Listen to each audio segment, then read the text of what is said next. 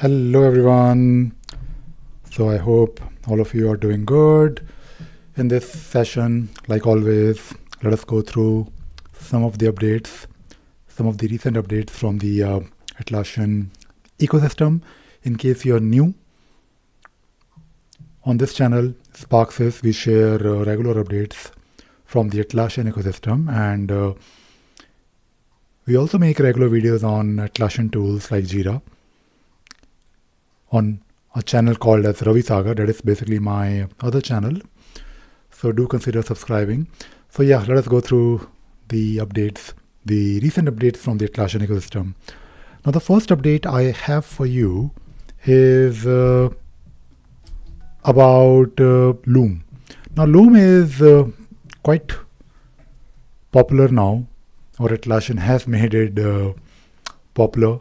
They are promoting it, they are asking people to use it, and they are also integrating it properly with other Atlassian tools. We have seen other updates where Loom can be used easily with other tools.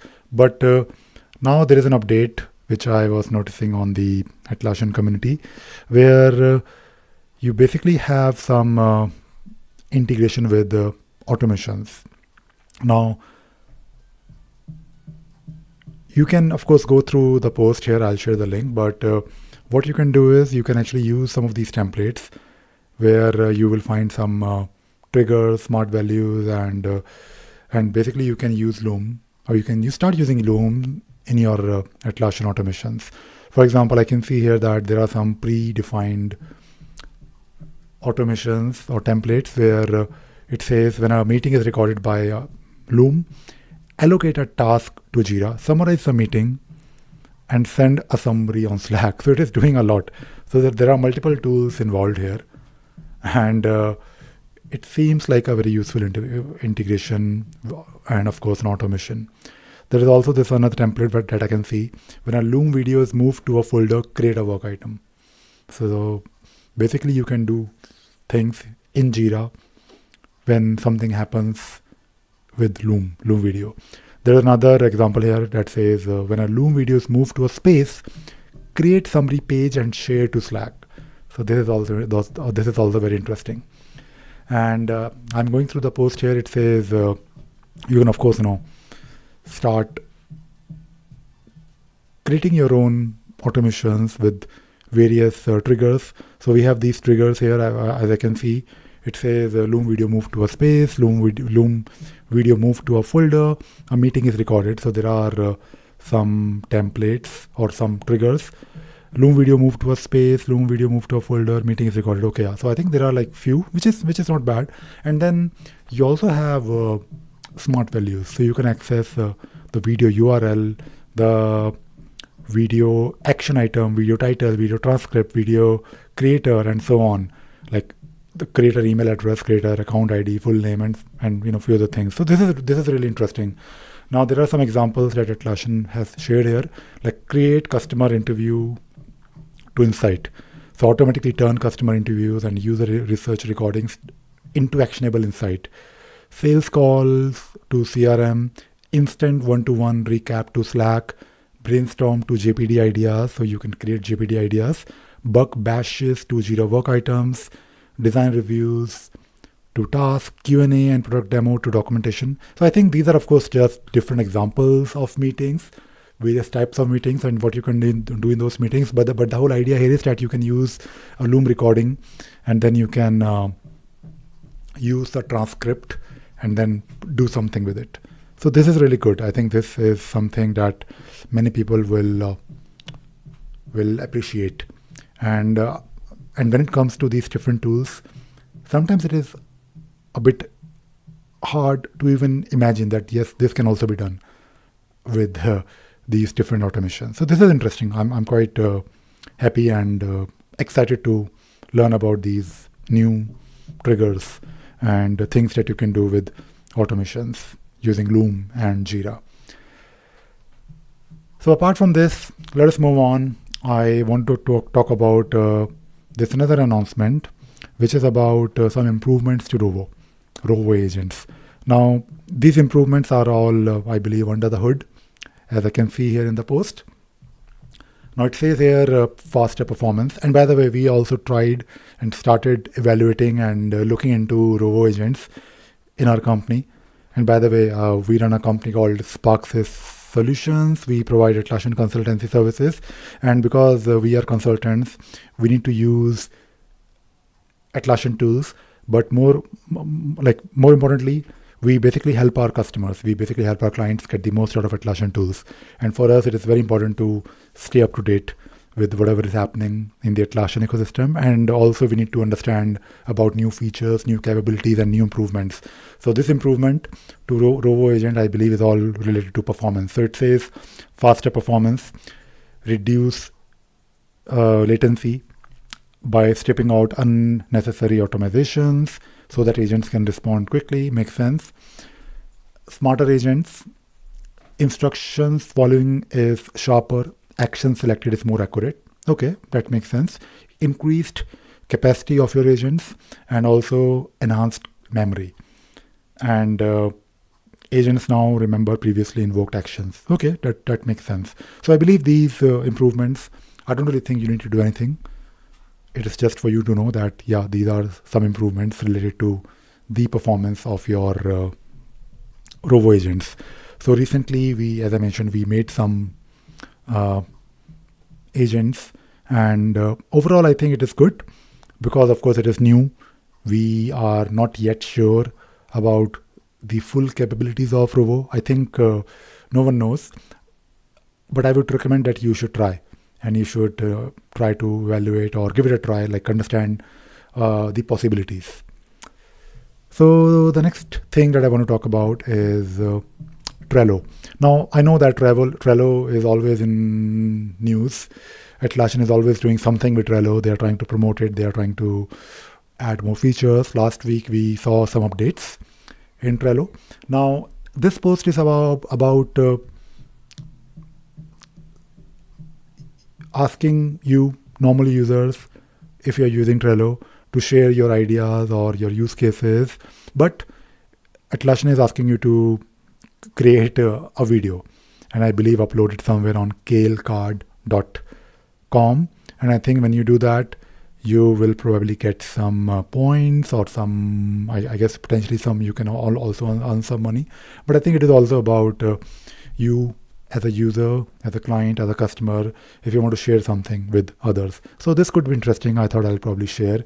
It's a very small thing, but in case you're proud of your Trello implementation or your Trello usage, maybe this could be interesting. Maybe you can ask your marketing team to do something about it. And I think when you do these things, when you create a video, it is also, in a way, your marketing. Maybe you have a product, maybe you want to promote your company or service.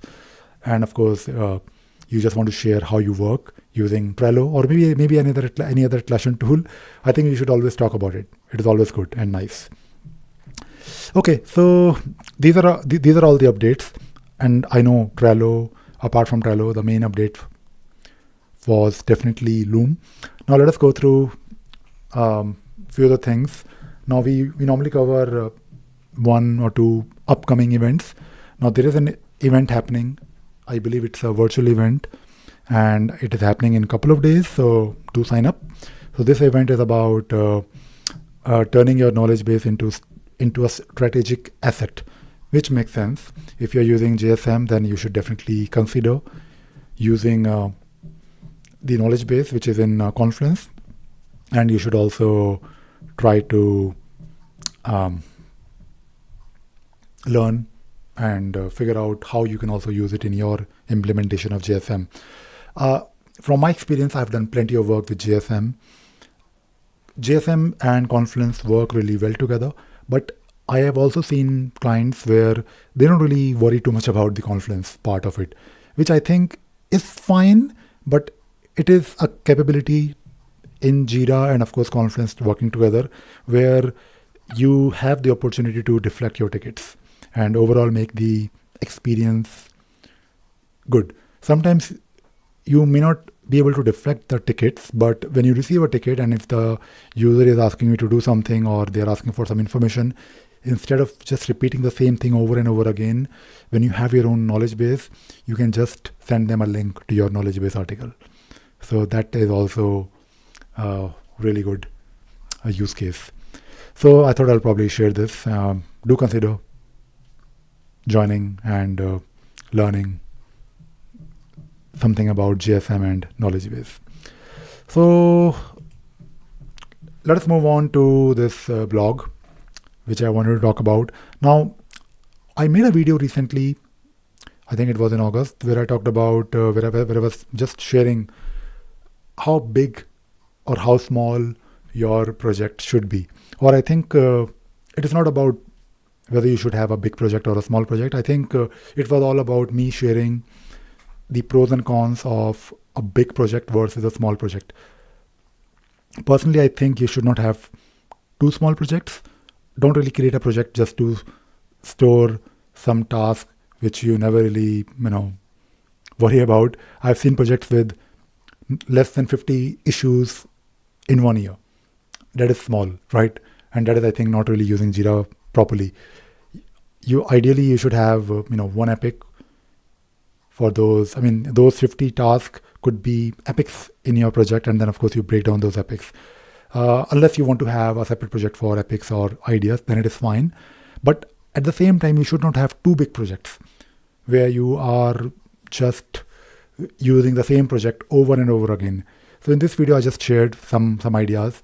I think when the project is too big, then you should start archiving your old issues, or maybe moving your old issues somewhere else, and then archiving those old projects, because your main working project should not be too big.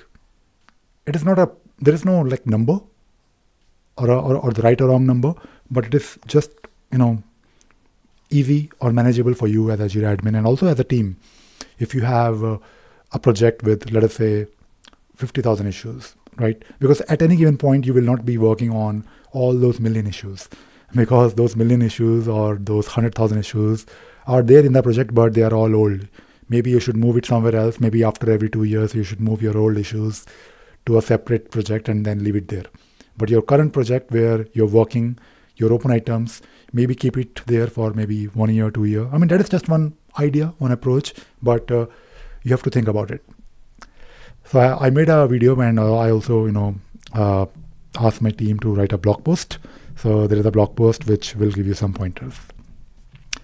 The last thing that I want to talk about is this new video which I just posted, I think last week.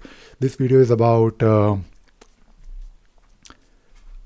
this new feature, or removal of a feature. I think it's probably the right word, removal of a feature, where you cannot create subtask directly under an epic or issue types